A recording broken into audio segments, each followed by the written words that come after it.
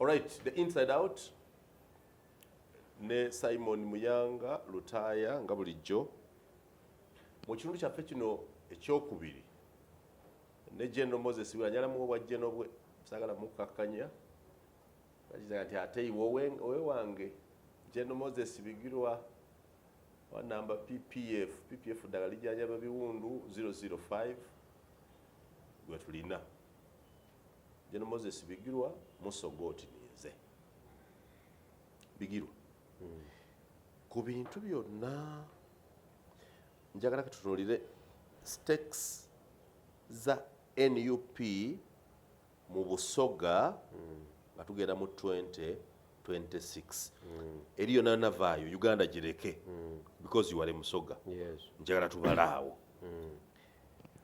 olabanga ku luli mwafunayo MP ogu the whole region naawe yayitira ku Lugwanyu nange yayitira ku Lugwanyu do you think kati muzimbye to be stronger kw'omwoyo okwongerako abalala ekibuuzo ekyo kinkaabya amaziga okukiddamu okusinziira ku circumstances ezikola ki eziriwo nze nga Bigirwa Moses na profiling Busoga sub-region basing on the previous performance ya 2021 nenkola highlights ku constituency eziwangulikika amangu ku parliamentary level nga ziringa 13 ku 15 mu kiseera ekyo bwe tweyongera okutambula ne ziyingira mu 17 olwa players abalala bakola ki abatwegattako including Kaluya including Majegere including Ntende nga bwobawa empowerment ey'amaanyi basobola okujja nga those are members of parliament. They were members of parliament. They lost. Their political failures. Okay. No, they lost.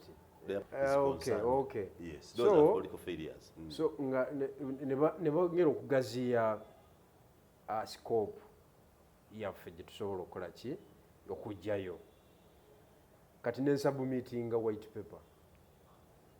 If we do ABCD on a monthly basis, we can achieve this.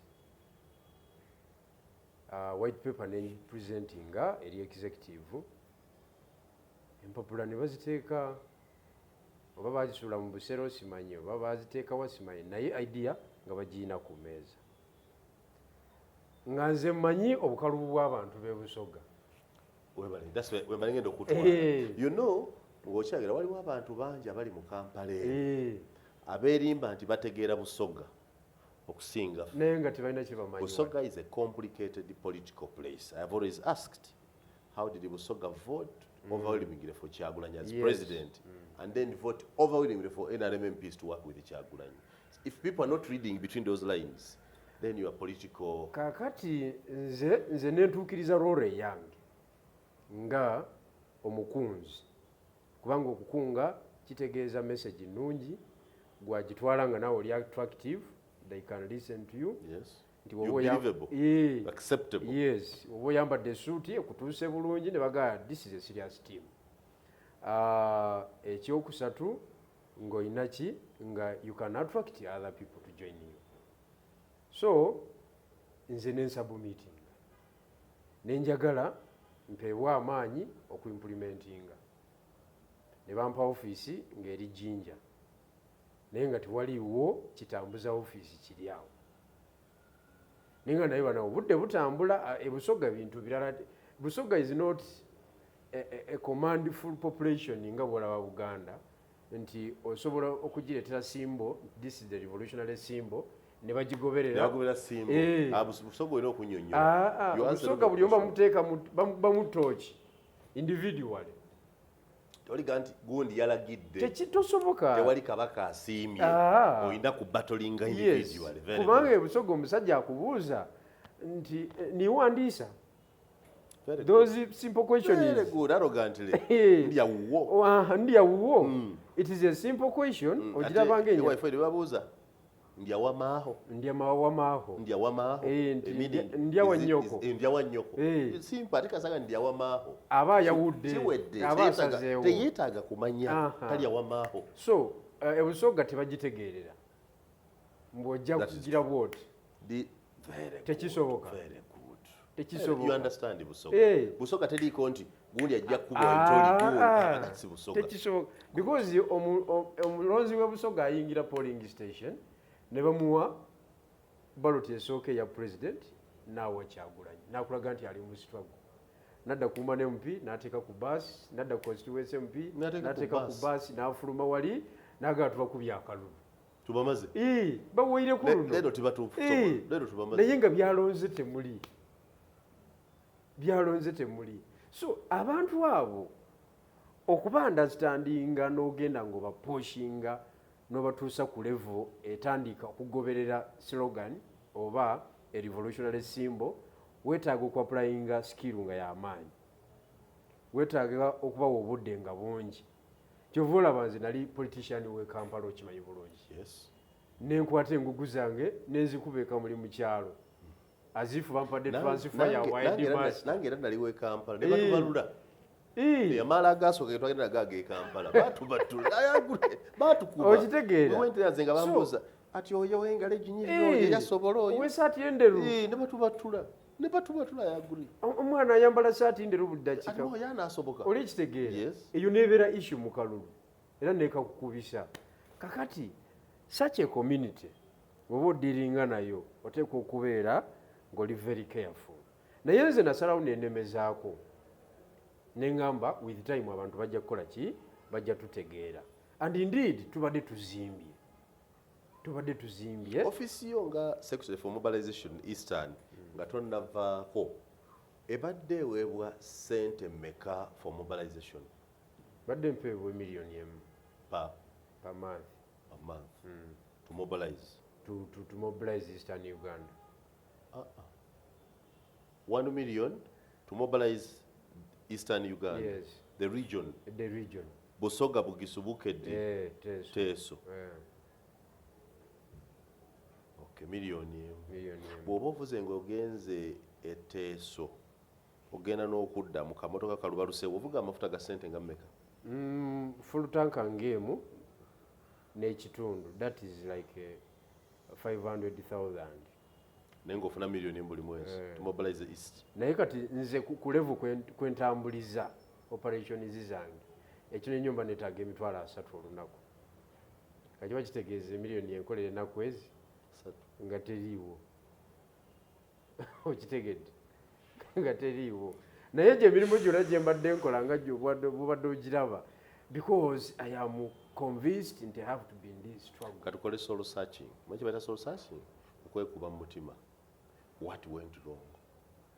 Wolowooza wakola ki? No, nze kyendowooza ekisooka nina speed mu byobufuzi byange kituufu. Ate nga abalala tebagisobola tebagimanyi because they are not trained enough. Ekyokubiri waliwo abantu nga balaba obashiningako owaguza gezaako okuwaguza ozimba ebintu obiteeka mu butuufu bwabyo kati oli n'agamba naye kati akola nnyo alagawa mu kumobilizinga kuno kwe twakola okw'amaanyi ennyo ne tuleeta twasuula kitimba ne tuleeta kokota iwe oli musanda muvubi kokota twaleeta emidindiri twaleeta emina amasonko byonna twaleetera omwo kati tugenda okujjajjamu bwe tuti nga tulina bad elements nyingi nnyo naye ate olwedde nga zitulimu ng'abamu bafuna ne positions of leadership naye nga batulimu kakati ye nga akola mulimu gumu gwakumakinga ate gwe muli naye mu struggle ng'olwo amakinga gwe in his interest oleme kuba paasi nnungi oleme kusiba mupiira mu position ennungi oleme kuteeba naye nga teammate wo kati nze bwe buzibu bwenna nze sinaba kufuna challenge y'amaanyi ku principal enemy kati amanyiddwa because yoyo tumanye engeri y'okudiiringa naye. Actually nemeddwa okufuna skill ey'okudiiringa ne enemy within. You are able to fight the enemy outside. Yes. But you have no skill. Omunda Akulemye. Omunda nzitowereddeko. Ate wa amaanyi. Akulidde. Yantuusiza ne wa. Akubye. Okiwulidde. Akubye oli mukalukalu naye akubye. Si bukalukalu. But I did not know akubye. Public ebe ina okumanya ebintu bino. Okay? So Bigirwa tuli basoga. Omusoga bwakubuuza ati omugabo gwa NUP. Give me, what would you base on to convince a Musoga to support NUP? Because I have stated and I don't want to mince words. Nti NUP gyoli mutayagala Musoga. You don't value Musoga. Temugyetaaga, temugyagala, temugiwa kitiibwa, muginyooma. And I have defended my positions very well. I have no regrets for that. NUP is not a part I would advise Musoga to support because Museveni yandibanga ina nekyalagako okulimbalimba ku basoga nti abeetaaga. NUP is clear, we don't need you. Kakati no kakati ekibuuzo ekyo kigazi tosobola kiteeka ku NUP yokka, olina kiteeka ku ba actors bonna abali mu field. Leero ndi ku NUP. Kati NUP gwendaga NUP weri mu yajja kugamba nti era accountability gye batulaga nti you have the deputy spokesperson. Don't tell me nonsense. Bigirwa, when I sit here, I don't discuss. That's what we have. That's a rubbish. Don't tell me rubbish, Bigirwa. You are my friend. I respect you. Don't tell me rubbish. What is the deputy chief whip? Deputy mobilization. Deputy chief whip atali deployed in mobilization. Ali deputy chief whip mu parliament. Yes. So mwali mu field yakoze atya? Mu field resources zalinawo entonotono zimusobozesa ku maintaining her. Wali onoonya ng'ozimba people power. Do you remember coming to Kaliro? Yes. Ojjukira nga nkuwa abaana bange abampagira e Kaliro? Kituufu nnyo. Wabuuzaako deputy chief whip wamwe, has he ever come to Kaliro? Or she? No, we went there. I went there with her once. Don't tell me you went there with her. She cannot come to Kaliro to mobilize. Yes. No. Has she ever come to Kaliro? And he is preparing the party to win in 2026. No. So what is she doing? She's incapacitated. Because mobilization requires resources. It requires resources. Which resources? Time and money. Okay, go atugamba nga ku mikutu ndi politics ku governor keke mugisala mugenda mu lutabaalo ne mudda ne musala. Bw'omwagenda mu lutabaalo lwa 2021 ne muleta abayimpi 57. NUP Busoga mu lutabaalo yafuna ki? Naye ekyo nga kiraba kiddamu kiri si kimazeeyo bulungi. Kiri mbadde nakakumira deputy spokesperson oyo n'omugoba kati tulina owa training, that is Muwanguzi Andrew oyo naye omugobye. Tulina Mase Walukamba yakulira akakiiko by'okulonda. Are we discussing politics or stupidity? Bigirwa. Those are the senior officers aba NUP from Busoga. Obwongo bwange buno si kidoli. Yes, ntojja kuniyamu. Don't put rubbish in my head. Discuss substance with me. Politics is a matter of life and death. When we talk about politics, we talk about people's lives. Yes. Oyogedde ku Kampala nti ejjudde ebinnya. Yes. Amalwaliro Bulamogi temuli ddagala. Busoga abantu baavu nnyo. So we are discussing politics. Yes. Katemba mujemu. Don't discuss rubbish in my head. I'm not a dustbin. So are you distorting that what I'm submitting is not a fact? What are These are the people who come from Busoga abaliwo. Omukulu byawe ebifo. What are we talking about? Are we talking about politics? Then you have the Andrew Kaluya as the acting, actually bamugamba ali mu acting capacity, and as the acting secretary for mobilization. Those are the people who can negotiate on behalf of Busoga in NUP.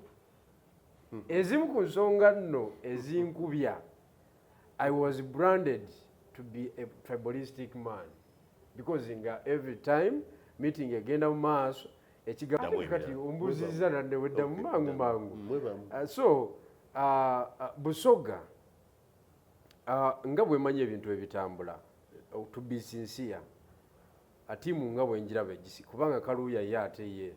Okay, bano bobaze bonna they are political failures like me. Bonna baagwa. Bonna bobaze. Kaluya political failure. Majegere political failure.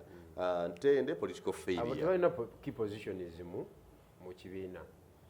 Abo bagole bewandiika nti wafishinze bewandireese bagole because I was mentioning people abalina positions, okay, nti ono yakulira akakiiko k'ebyokulonda Masi wa Lukamba oba asalawo oba tasalawo yawangula Masi wa Lukamba bamubbira bugweri. Ndeeta omulala muwanguzi Andrew yawangulawo, oyo yafuna obuluka 7 yamuwangula n'afuna 2-9 ebugabula South. Leeta omulala abalina ku bifo owabavuka mu Eastern Maria Natabi afugawo oyo kati yafuna omulimu ku Parliament naye yesimba mu Butembaawo yafuna obululu 2024 something like that. Omulala ye Ajati Aziza Kakerewe Eiganga yakulira abakyala But Uganda pasoga mwetegala nesinga mulaba banda. I wish Ugandans were able to see. I've told you this thing. So you wangambe wanongo otandika nti omulimu gugwokola sawa 2 munya gwa kujjako mu 7 ye team yo. But it was starting abo bonna twabafuna kubanga ba Simon Mwagana. Because we are not stupid. No, we are not foolish. This is not stupidity. And you know why but Simon Mwagana, we simply wanted to give you time to understand you. Nze NUP endi kumutima. You understand? Yes. Ero gikanti ogimobilizing ojebula moji teri kyesaku wango cheta endi kumutima. Na ye obutabyangatana nnyo katulabe enkola yaabwe. Today you have no reason to convince me. Not at all. I no longer give you time. Oyinza okubeera omutuufu okusinziira ango mwokoze eki mwenjirabira naawe gyotegeera. You have just told me Busoga is not an easy place. It is not. I want you to tell me Bigirwa nga secretary for mobilization or Eastern bakubuuza nti how did you perform mu 2021 waleta ba MP aba waleta Nambeshe ne Manjiri kye bakutiika aba okwegattako obakozesezza otya okumobilizingira ekibiina because that's the reason you would bring them. Nawe bayita abo boyina bali aba the no parliamentary caucus bwoba ogiyisa oyita aba obakozesezza otya okulaba nti oluddako ofuna abasinga kwabo for the East. Tebanabeera fully utilized oba effectively utilized tebanabeera olwa politics omulala ate ow'omunda tebanabeera. But Parliament is 2.5 years into this term. Yes.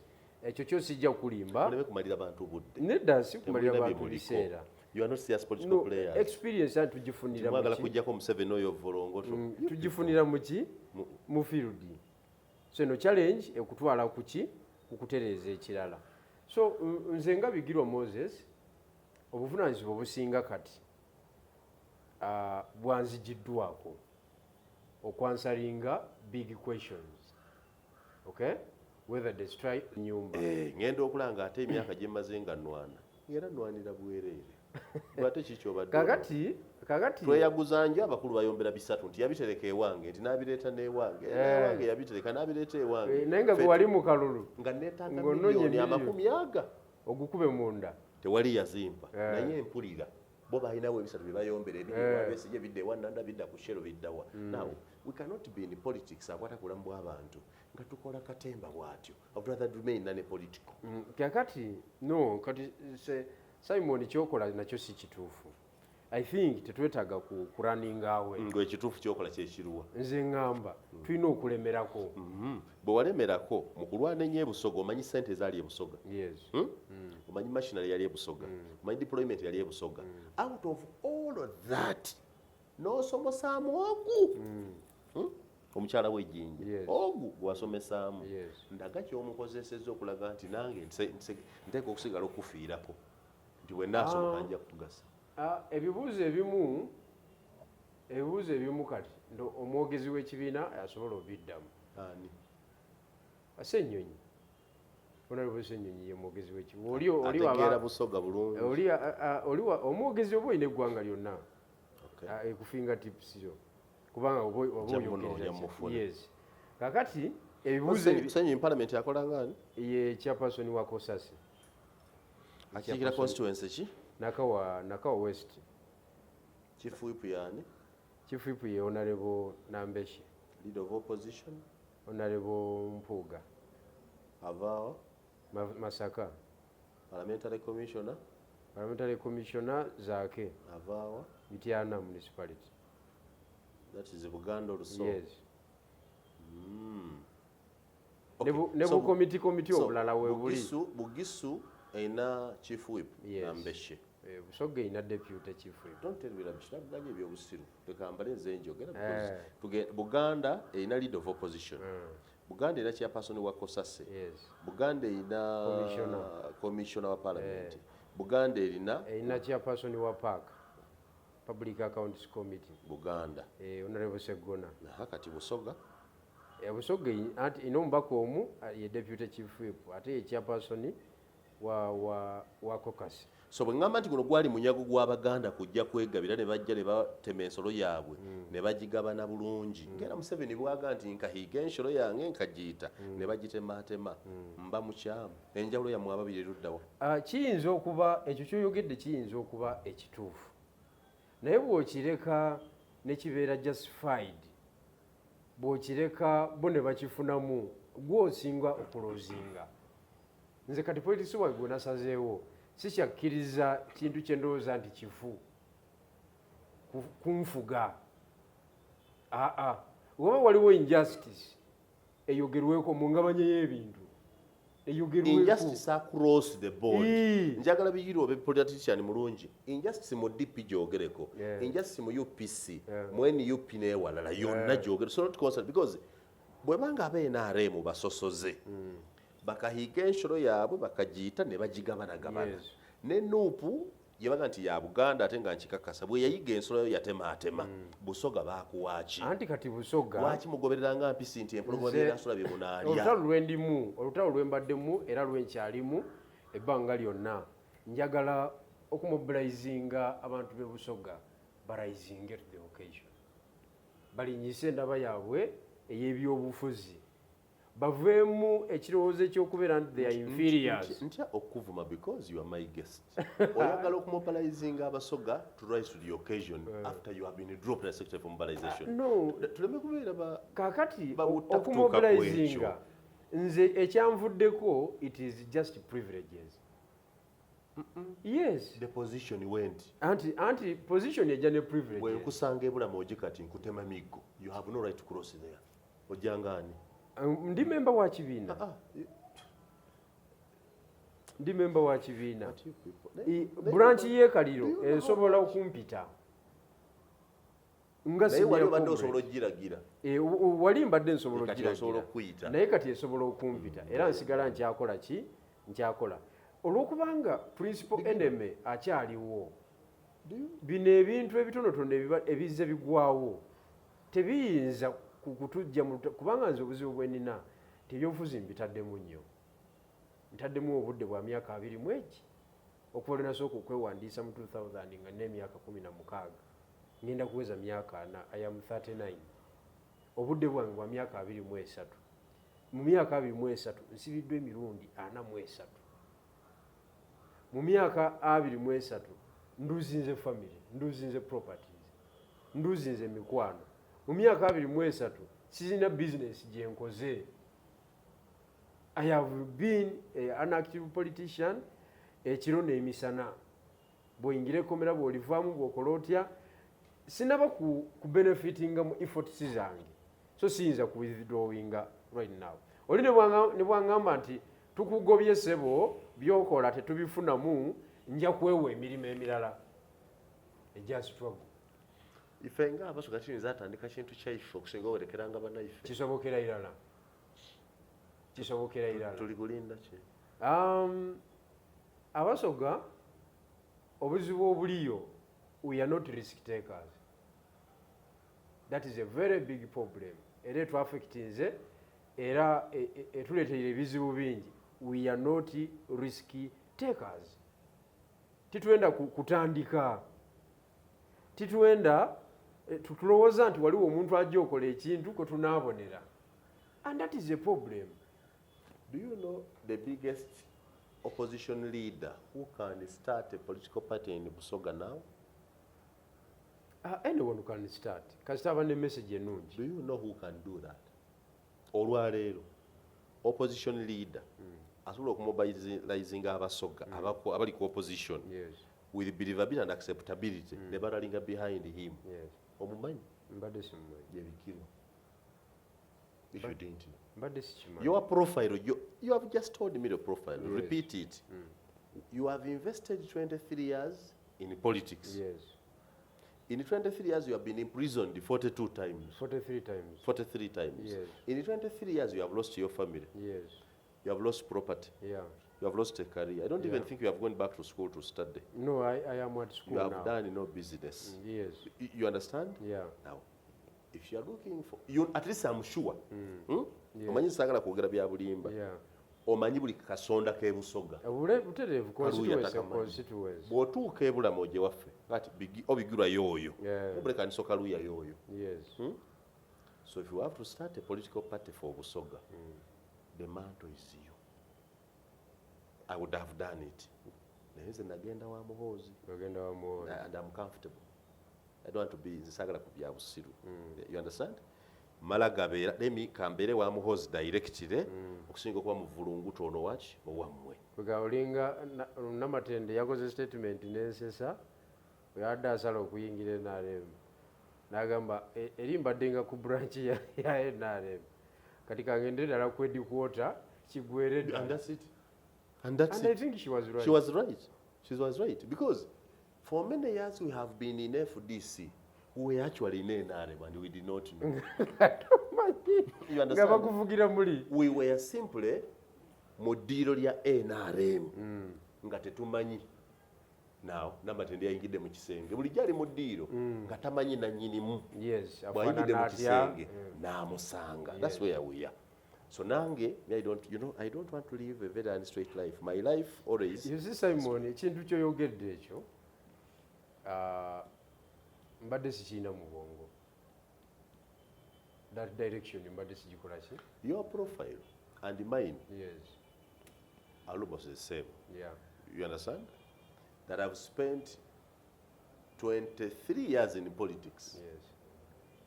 Nasibwako. Nakesa mbulwa emirundi ebiri. Sina business gye nkola gy'omanyi. Sina motoka gye nvuga. Banka zanjavuwaza n'amalooni gaako because the reason lwaki amalooni gankuba is because of a poor government policy that you can allow somebody to take a loan at an exorbitant price. So I have equally invested in dead weight the way you have done. I would lead Busoga into a new political party, but I see no reason. I see no energy. I've tabled my issues. Ewamuhozi tuyite, and I'm very confident that we are there. And I want to invite you openly here. Njagala kuyita mu lwatu Bigirwa. Mfo ky'okudaalima tuti twabonaabona. So okuyidde tugeme ekintu tukiwa omutabani. Tuzimbire munda mule. Metubutukeyo. Era eyo bajja kukumaliriza kubanga era abakimanyi nti this Musoga man is ambitious. Bajja kumaliriza. Era ajja kukumaliriza kubanga ekisooka abakumanyi nti obaza. Obaza. Kati nze Kyagulanyi bamutwalirako intelligence nti Bigirwa omulaba oyo. Abavuka batambula nabo bamukwatidde manvuuli biki is creating that picture. That cloud. Yes. Similar to yours. Yes. He's coming authority. Here. Do you know where he's heading? Olugambo gambo olwo lw'ekyana ekito balumutwalira. Era nabeera convinced nti if you empower this man asobola okufuukira ki kivula banzi balonda byeko nga ninnya ennyonyi. But Waiso alikata yakava mu America kati alikata ate wewunye Waiso alikata ate Waiso omulaba ayinza okanga alinnya ennyonyi emirundi mingi okusinga ono omukozi omugoma alonda kirasi monitor yani isi owejjinja Manjeri ate Manjeri yali yagirinnya ddi oba yalinnya yeggana ng'ageze kukola ki oba yangamba koti yagendako eggana nga ya NUP oba nga ya parliament. Ndowooza yali ya parliament oba oli awo something like that. That's the person you want to come and mobilize us. Simanyi, let me tell you, at least I'm speaking to you openly. Yes. Bwe mbona Manjeri kye bakutiika ng'asaze okuswika jinja site gy'akiikirira Nasala nageza ati edabula mu ati muwagire NUP. This one I'm telling you. I'll mobilize goons to beat her. Go and tell her. Ni mubona nga is operating outside Jinja City gyakikiriza. Nga ye mwene yena asigereke mudofu tali kubona ati kikolera mu context kiki kumubalamu budofu. Ategere ndi kyali mu tichi kubanga alowooza nti alina kye yeetiise. Ate tibuli wandani ne nti abayigwite. Okitegedde? So mazandi bugisu together. Ekyabalimo kola.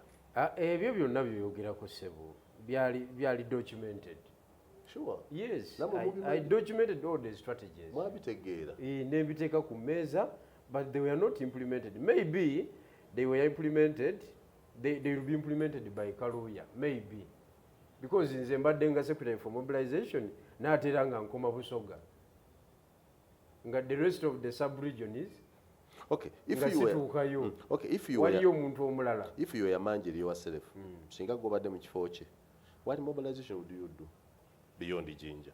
Kati manjeri. But do you talk to her? Yes, I talk to her. Does she have the political brains to understand where she is? Yes, kati manjeri obuzibu bwalina buli bumu. Omanyi bw'obeera awantu ng'olaba ebintu bitambula ebyokulya bikola ki? Amasowaani gaveno gadde eri. Amasowaani gaveno gadde eri. Naye nga ggwe tewaliwo sowaani ejjawo. Wakola gwakusitula kuga twalira oli. Mugende munaaza ebintu. Bwe twabeeranga abaana abatumi. Mujje mwoza ebintu ebyo. Ebigumbagumba mwabyagaana eyo biki. Olwodi mwagenda okubiiramu. Mwenda n'obifunfuuna olw'ennaku eriwo olw'okubanga nimwe muli ku periphery. So bw'obeera awantu ng'olaba ebintu ebitambulawo ebyokulya bwe biti kati nga biremereddwa okutuuka ku mmeeza yo toyinza butatta ku bigere.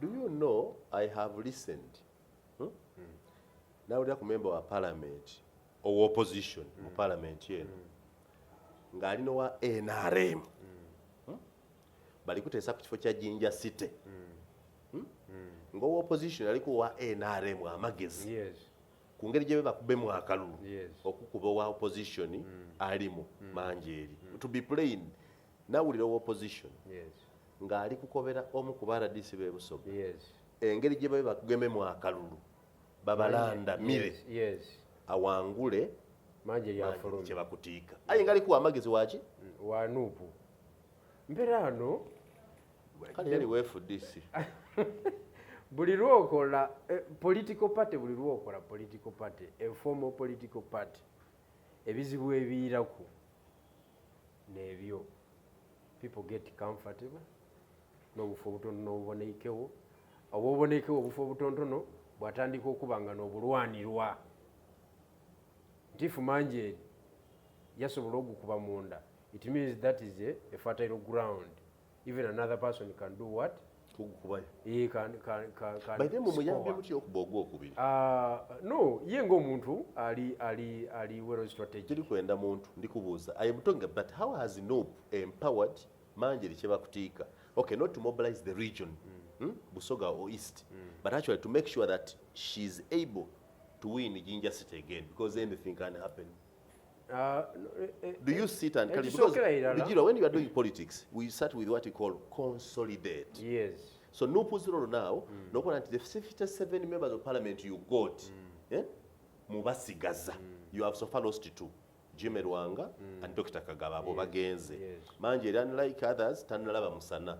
But if I got an opportunity to take her to Muhoozi, I would take her. You will not succeed on that one. Why? No, what reason do you give me? No, she's. Why should you not work with Muhoozi? By the way, that lady, she's a very strong lady in terms of revolutionary conviction. She's strong away, strong outside your party meetings. No, she's strong away. She's strong in terms of commitment. Why don't you say this at the party headquarters? I told you when we gave opposition positions to Nandla Mafabi. East yaleta abantu. Yajja n'ekikuti yakyabayo bwe baaba obwa lead of opposition ne babuwa owekasese Winnie Chiza. You see, FDC commanded Kasese. Now, having won in Buganda, you needed Musoga. ne bumutandi wadde bwa leader of opposition, because you keep saying she's simanyi politically naive tannakula. It will be a position gwobimanyi, it will be a rallying position etusika fenanga nange muyanga NUP yatuteekako omuntu awo region yagisumbuwa tubaza bubi ekyo kye mwabala kakati ebibuuzo ebimu kubanga olina ebibuuzo byombuuza nga biri ku police level because you have been there. Yes, you cover a week in but nkugambye nti did you look at this at police level? I documented everything and I submit. Nze kankubuulire one time sibalina kumanya muyanga gwe oyagala kundeetera bizibu. I went before. If you don't fear Museveni, don't fear anybody in Uganda. Me, I'm so not. You speak. I'm not You're a coward. Speaking for you, our country and our region. I'm not a coward. Era mu NUP mulimu omuntu ogwo asobola okwogera. Gwe owulirayo omulala asobola okwogera. Oba owulirayo omulala gwe bagoba olwaleero n'enkya ne bamuddamu. Bigirwa. So bw'abanga Museveni kuddukanya gavumenti ye ate abali munda nga boogeza amalowooza ag'amaanyi n'abagoba ku bwa minisita n'abasuula eri nga ne NUP nayo kyekoze enjawulo yammwe eba eri luddawa? No, enjawulo eri nti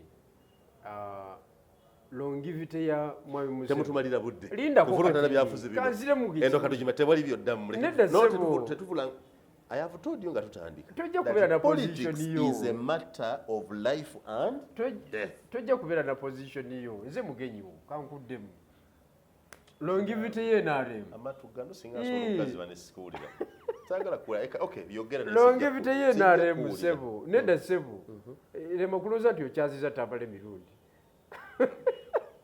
okyaziza Bigirwa Moses okiwulidde ebintu ebyo bintu by'omutima Bigirwa I left opposition because of pain. But you see what is the difference? Anti katika munajja mu buyinza nti akaliba akendo Jenno Mugisha Mundi yatugamba nti you cannot give what you don't have. Yes. You can see the intolerance in your party. Yes. And then you want to take over Uganda? Yes. Can you blame yourself for being intolerant? Tujja kuyigira mu power. You wanje? Mujja kuyigirawo? Tujja kuyigira mu power. Nze Simon Muyanga Lutaya.